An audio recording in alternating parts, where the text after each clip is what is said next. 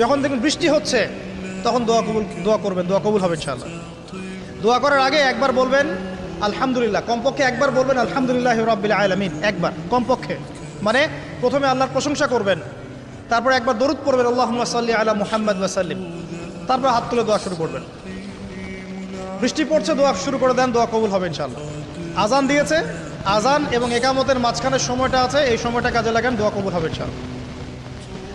নামাজে দাঁড়িয়েছেন, সেজদায় গিয়েছেন, সেজদায় দোয়া করেন, দোয়া কবুল হবে ইনশাআল্লাহ। প্রশ্ন করে অনেকে যে ভাই সেজদায় কি বাংলায় দোয়া করা যাবে?